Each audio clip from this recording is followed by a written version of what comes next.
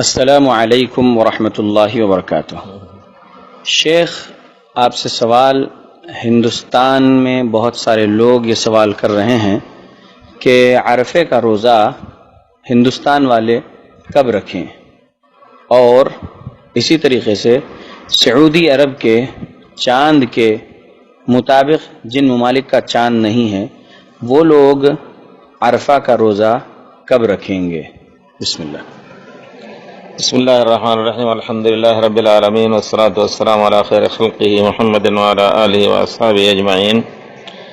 یہ مسئلہ کہ عرفہ 9 ذی الحجہ کو جو فضیلت آئی ہے روزے کی، وہ مکے کے ساتھ مرتبط ہے، یعنی پوری دنیا کے لوگ اپنے چاند کا حساب نہ کر کے اور یہ خبر پا کر کے کہ آج حاجی لوگ عرفات میں ہیں تو ہم لوگ روزہ رکھیں 9 ذی الحجہ کا۔ عرفہ اصل میں ایک جگہ کا نام ہے، وہی جس کو عرفات کہا جاتا ہے۔ عرفہ ایک جز ہے، عرفات اس کی جمع ہے، اور وہ جگہ کا نام ہے، جبکہ حاجی لوگ عام طور پر جاہلیت کے زمانے میں بھی وہ لوگ 9 ذی الحجہ کو وہاں جا کر کے رکتے تھے عرفات میں۔ اسی کو اللہ تعالیٰ نے کہا ہے کہ ثم افیضوا من حیث افاض الناس، لوگ قریش سے کہا کہ جہاں سے لوگ جا کر کے واپس آتے ہیں مزدلفہ، تم لوگ بیٹھ رہتے ہو، تم لوگ بھی جاؤ وہاں سے ہو کے آؤ، تو اس کا نام یوم عرفہ رکھا گیا، اور اسی مناسبت سے اس دن کے روزے کا نام صوم یوم عرفہ رکھا گیا۔ لیکن ہمیں کیا آج سے 50 سال پہلے، 100 سال پہلے، ریڈیو وغیرہ آنے سے پہلے کیا کسی کو یہ معلوم ہوتا تھا کہ آج حاجی لوگ ذی الحجہ کے 9 تاریخ میں سعودیہ کے حساب سے چاند دیکھنے کے وہ لوگ عرفہ میں ہیں؟ کسی کو نہیں معلوم ہوتا تھا۔ تو ہم آپ کو صحیح دلیل کی طرف واپس لوٹاتے ہیں۔ دراصل اسلامی اور ہجری مہینے کی تعین اسلامی حکومتوں پر واجب ہے کہ وہ ان کی کچہری ہر مہینے کی تاریخ کو تعین کر کے لوگوں کے لیے اعلان کرے، کیونکہ اس کے ساتھ اول تو روزے کا مسئلہ ہے۔ پیارے رسول نے واضح طور پر رمضان کے روزے کے بارے میں فرمایا ہے، چاند دیکھ کے روزہ رکھو، چاند دیکھ کے روزہ توڑو۔ اگر چاند نہیں نظر آیا 29 کے دن تو 30 تاریخ تک مکمل کر کے عربی مہینہ، پھر دوسرے دن سے روزہ رکھو۔ یہ حکم پوری دنیا کے مسلمانوں کے لیے ہے، اس میں کوئی شک نہیں۔ اب دیکھنا یہ ہے کہ کیا پیارے رسول کے زمانے میں مدینے میں جب چاند دیکھا جاتا تھا تو پوری دنیا کے لوگ رکھتے تھے مدینے کے روزے کے ساتھ، یا کیسے کرتے تھے؟ ان کو تو حقیقت میں یہ چیز کہنا کہ نہیں سب لوگ رکھتے تھے، یہ بڑی غیر معقول بات ہے۔ خبر کیسے لگے گی؟ صرف مکے اور مدینے میں فرق اتنا ہو جائے گا کہ اگر خبر دینے والا پہنچے مکہ جا کے خبر دینے کے لیے تو 8 دن کے بعد پہنچے گا۔ اس وجہ سے جو اصل قاعدہ ہے کہ ہر ملک کے لوگ دیکھ کر کے وہاں کی حکومت اعلان کرے کہ آج ہمارے یہاں چاند پہلے رجب کے مہینے میں سوموار کو پہلی تاریخ ہے، اگرچہ مکے میں اس سے پہلے منگل کو رہی ہو یا اتوار کو رہی ہو۔ اس طرح ہر جگہ کی حکومت کے اوپر فرض ہے، حکومت اسلامیہ کے اوپر، کہ جہاں مطلع یعنی ایک جگہ سے دیکھنے کے بعد دوسری جگہ دیکھا نہیں جا سکتا ہے، اس کی کیا مسافت ہو سکتی ہے، اس کو علماء اور علماء فلک مل کر کے ایک انتظام کر سکتے ہیں کہ اگر مکے میں دیکھا گیا تو اس کے سمت میں جتنے ہیں مکے کے دائیں اور بائیں، وہ دائیں اور بائیں مکے کے اگر چہرہ مغرب کی طرف چاند جہاں سے نکلتا ہے ادھر منہ کر کے کھڑا ہو تو کتنی دور تک نظر آ سکتا ہے مکے کا دیکھا ہوا چاند؟ تو اس درمیان جتنے لوگ دیکھیں گے یا جن کو خبر پہنچے گی ان کو روزہ رکھنا، کیونکہ مطلع ایک ہوا۔ اور مطلع مانے چاند نکلنے اور چاند ڈوبنے کا اعتبار، اس کی اصل یہ ہے کہ حضرت عبداللہ ابن عباس رضی اللہ تعالی عنہ کی امی نے قریب مولا ابن عباس کو بھیجا شام میں حضرت معاویہ کے پاس کسی کام کے لیے. وہ کام مکمل کر کے واپس آئے تو حضرت عبداللہ ابن عباس نے ان سے پوچھا کہ تم لوگوں نے چاند دیکھا وہاں؟ تم نے چاند دیکھا؟ کہا ہاں دیکھا ہے، میں نے بھی دیکھا ہے. کس دن؟ جمعہ کی دن سنیچر کی رات کو، یعنی سنیچر کا پہلا دن تھا روزے کا. تو حضرت عبداللہ ابن عباس نے کہا کہ ہم لوگوں نے سنیچر کے دن اتوار کی رات کو دیکھا ہے، تو ہم لوگوں کا روزہ پہلا اتوار کو ہوگا، اگرچہ شام والوں کا سنیچر کو ہے. ولا نزال نصوم، برابر ہم روزہ رکھتے رہیں گے یہاں تک کہ چاند نظر آئے یا 30 رمضان پورا کر دیں. یہی حکم ہے نبی کریم صلی اللہ علیہ وسلم کا، یہ لفظ ان کا ہے، یہ معنی ہے کہ یہی حکم دیا ہمیں پیارے رسول نے. گویا مطلع نکلنے اور ڈوبنے کا اعتبار ایک اصل ہے اسلامی مہینوں کے تعین میں، اور اس کے پیچھے جو کچھ احکام ہو سکتے ہیں روزے کے یا 15 روزہ اور عید کے، اسی طرح 13 14 15 جو ایام بیض ہیں ان کی تعین کے لیے، اسی طرح ذی الحجہ کے مہینے میں 10 ذی الحجہ کی جو فضیلت ہے اس کی تعین کے لیے اسی چاند کا اعتبار ہر ملک کو اپنے اعتبار سے کرنا ہے.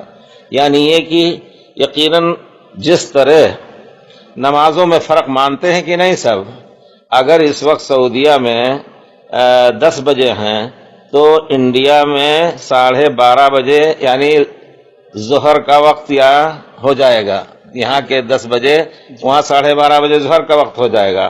تو اگر لوگ کہتے ہیں کہ نہیں مکے کے ساتھ ہر چیز میں چلنا چاہیے تو اپنی نماز بھی جو سعودیہ کے آج کل تو معلوم ہو جاتا ہے، ٹیلی ویژن دیکھ رہے ہیں، 10 بجے پڑھنا شروع کر دیں.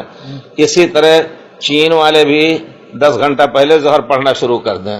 بہت اشکال آئے گا. اور ہمارا دین الحمدللہ ایک ضابطہ اور قانون کا دین ہے جو تمام لوگوں کے لیے، دنیا کے لوگوں کے لیے، یا ایھا الناس انی رسول اللہ علیکم جمیعا، ہر ایک کے لیے پیارے رسول ہیں اور ہر ایک کے لیے ان کا حکم ہے.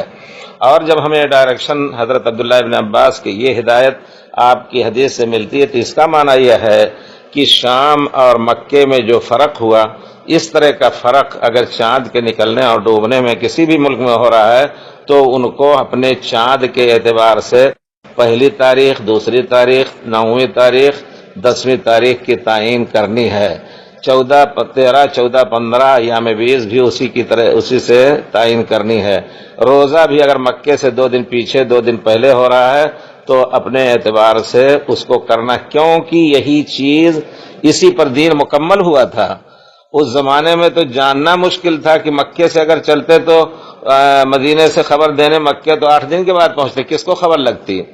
البتہ یہ چیز رہی ہے کچھ علماء کا کہنا، یعنی ہم یہ کہنا چاہتے ہیں کہ نہیں، ہر جگہ کے نوجوان چاند دیکھیں، جہاں حکومتیں نہیں اپنی ہماری مدد کر رہی ہیں تو ہر جگہ ہر شہر میں نوجوانوں کی ٹیم ہو، وہ جا کر کے دیکھیں اور آ کر کے علماء کی ٹیم کو خبر دیں، علماء ایک اعلان کریں. یہ اس وقت ہو سکتا ہے جبکہ مسلمانوں میں کوئی اتحاد ہو، یا خاص طور پہ جماعت اہل حدیث کا یہ فرض ہے جو حدیث پر عمل کرنے والے اور سنت پر عمل کو زندہ کرنا چاہتی ہے، یہ انتظام پورے انڈیا میں یا پاکستان میں یا کہیں بھی ہوں وہ کریں.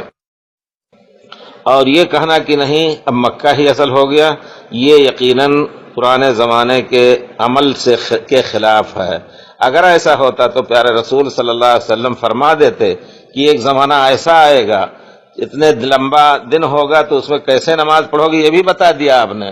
تو پھر یہ بھی بتا دیتے صلی اللہ علیہ وسلم کہ نہیں، اگر تمہیں معلوم ہو سکے کہ مکے میں جس دن عید ہو رہی ہے، جس دن عرفہ ہو رہا ہے، اسی اعتبار سے کرو، ضرور بتا دیتے. جب نہیں بتائے، یہ سب اصولی مسائل ہیں ان کی روشنی میں اور متفق علیہ مسائل ہیں، تو یہ کہا جائے گا کہ ہر ایک کا مطلع، اب اس کی تعین میں صرف اختلاف ہو سکتا ہے کہ مطلع کہاں سے، شام سے مدینے کا کتنا فرق تھا، 1000 میل کا. اس طرح کے میلوں کا اندازہ کر کے دیکھا جائے، کوشش کی جائے. اگر وہاں نہیں نظر آئے تو اس کا مطلب ہے کہ آج وہاں چاند نہیں ہوا، وہ لوگ روزہ نہیں رکھیں گے، اور پھر جنہوں نے دیکھا وہ رکھیں گے.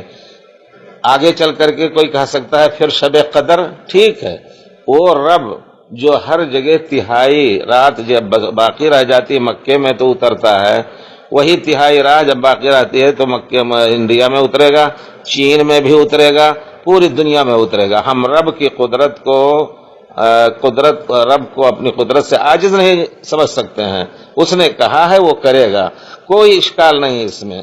لے دے کر کے خلاصہ یہ ہوا کہ ہر جگہ کا مطلع روزہ رکھنے کے لیے 13-14 کی تعین کے لیے، اول ذی الحجہ سے 10 ذی الحجہ، 10 ذی الحجہ اور عرفہ کے لیے، اور جتنی تاریخیں اس طرح ہو سکتی ہیں چاند سے متعلق، وہ ہر جگہ کے چاند سے متعلق ہونا چاہیے۔ لیکن ہم دیکھتے ہیں بڑے تعجب کی بات ہے کہ 7ویں صدی 7ویں 8ویں 700 کچھ یا 800 کچھ میں ایک عالم تھے الحنبلی، جنہوں نے کتاب لکھی المستوعب، فقہ کے بارے میں۔ مستوعب یعنی استیعاب کیا ہے، جمع کیا ہے۔ اس زمانے میں انہوں نے کہا ہے کہ اگر ایک شہر میں کہیں دیکھا گیا چاند تو پوری دنیا کے مسلمانوں کے لیے واجب ہے کہ روزہ رکھیں۔ مجھے تعجب ہوتا ہے کس بیس پر انہوں نے کہا، جبکہ خود یعنی 100-200 کلومیٹر پہنچنا بھی رات بھر میں مشکل ہو جاتا ہے خبر دینے کے لیے۔ البتہ ابن تیمیہ رحمۃ اللہ علیہ کا قول جو ہے بہت ہی واضح ہے، وہ کہتے ہیں جہاں چاند دیکھا گیا اور جہاں تک خبر پہنچ سکے اس دن اس تاریخ میں، رات میں مغرب کے وقت دیکھا گیا، رات میں سحری کے وقت تک جہاں کہیں خبر پہنچ سکے اور وہاں اگر خبر پہنچی اتنی دور تک تو ان لوگوں کے اوپر واجب ہے کہ روزہ رکھیں۔ یہ بات معقول ہے، لیکن ریڈیو، ٹیلی ویژن اور نئی ایجادات کی روشنی میں یہی خرابیاں پیدا ہوئیں جن کی وجہ سے لوگ جو ہے، اب کچھ لوگ کہتے ہیں کہ نہیں ہم فلکی اعتبار سے چاند کو دیکھیں گے، چاند پیدا ہو گیا، چاند پیدا ہوا کہتے ہیں لیکن دکھائی نہیں دے گا، پھر بھی روزہ رکھنے کی تاکید کرتے ہیں۔ یہ سب چیزیں پورے طور پر غلط ہیں۔ تو شرعی طور پر چاند کے دیکھنے اور چاند کے ڈوبنے کا ہی معیار ان سب چیزوں میں ہے جہاں تک روایات سے معلوم ہوتا ہے۔ کچھ لوگوں نے کہا ہے تو اگر کوئی شخص ایسا کر رہا ہے تو اللہ تعالیٰ اس کو معاف کرے، قبول کرے، ہم یہی کہیں گے، لیکن یہ اجماع امت کے خلاف لگ رہا ہے۔ السلام علیکم ورحمۃ اللہ وبرکاتہ۔